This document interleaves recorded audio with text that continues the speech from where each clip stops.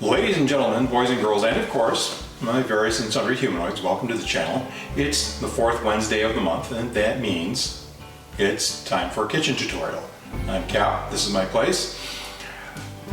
It's now Memorial Day week here in the US. That's the unofficial start to summer, and so what I'm going to do is something that we've not done here on the channel before.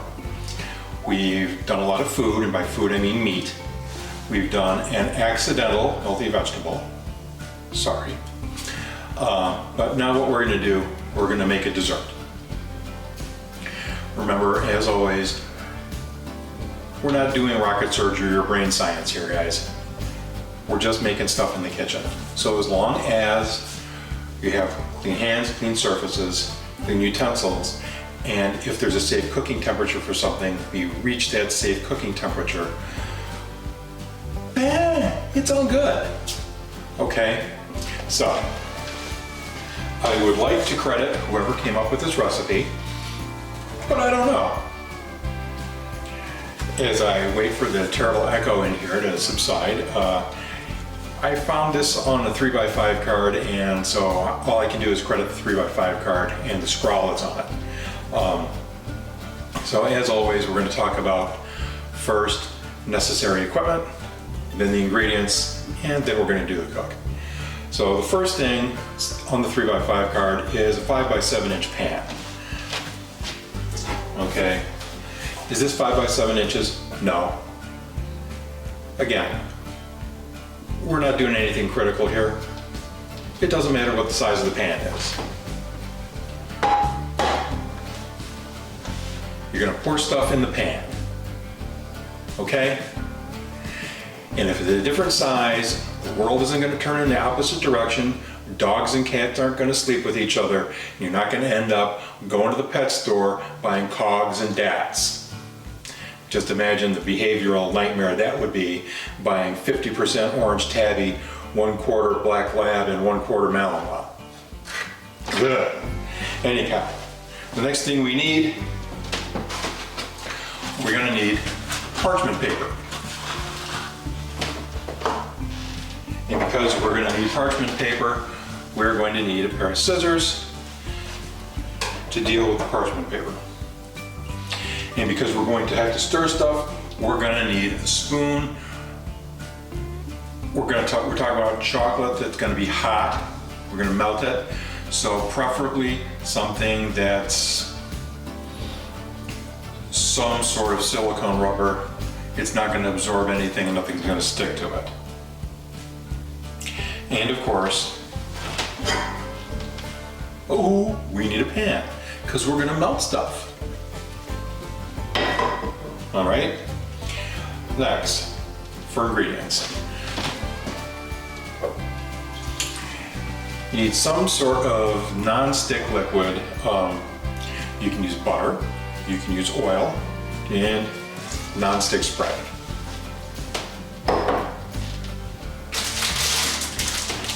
You're going to need some semi-sweet chocolate, and you're going to need condensed milk. So let's go ahead and move this camera to a small tripod and we'll get started. Okay guys, what I've done is I've sprayed the interior of my pan with some non-stick spray, and I've lined it with 2 pieces of parchment paper, one going each direction, and I've sprayed that also with non-stick spray. So the next thing we're going to do is we're going to move over to our pan.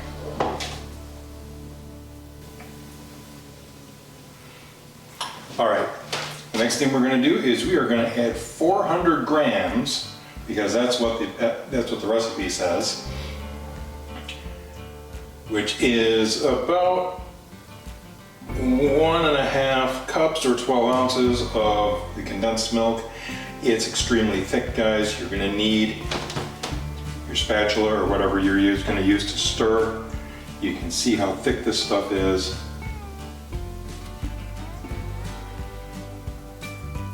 You're going to put this on low heat.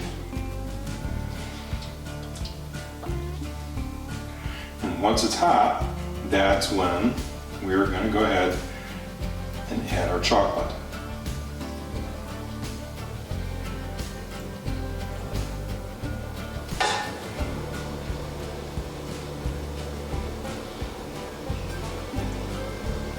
Okay guys, now what we've got is we have 300 grams of semi-sweet chocolate chips, which also comes out to be, let's see here,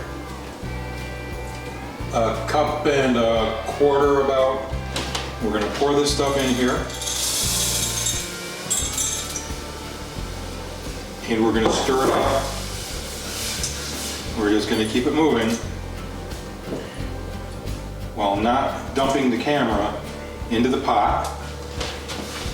And we're just going to keep this moving around until all the chocolate has been melted. Will it take a long time? No, not really. As a matter of fact, this is a little too hot, I think. I'm going to move this over. I'm going to bring you guys back when we're ready to pour. Okay guys, I've been stirring for about 2, maybe 3 minutes now. All of the streaks are gone. So it looks like all the chocolate and all the condensed milk is mixed together. And we are just going to go ahead, shut that burner off, and we're going to pour into the pan as evenly as we can.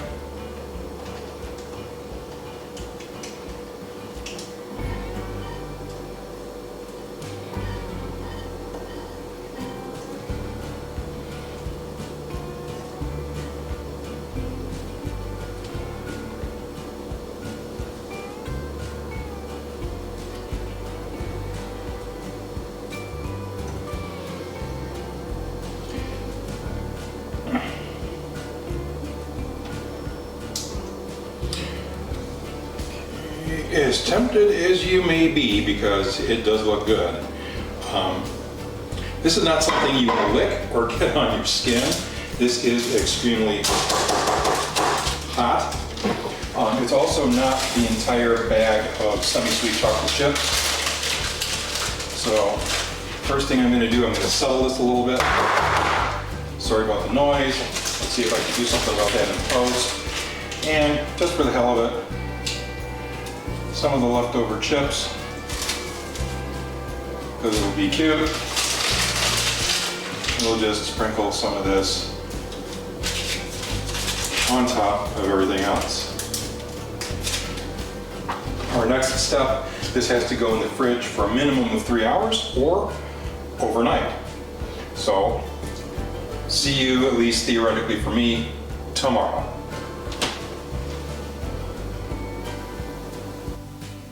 Alright everyone, so far as you know, it's the next day. Our fudge has had time to rest and set up in the fridge. And so what I want to do now is dump it out on a cutting board and cut it up, take a look at it.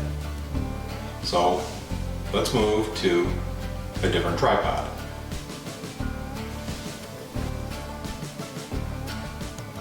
Okay, that came out of there nice and easily. Let's just go ahead and cut this up. We don't need a real sharp knife, any butter knife, any type of knife will do the trick. And there you go. It's fudge.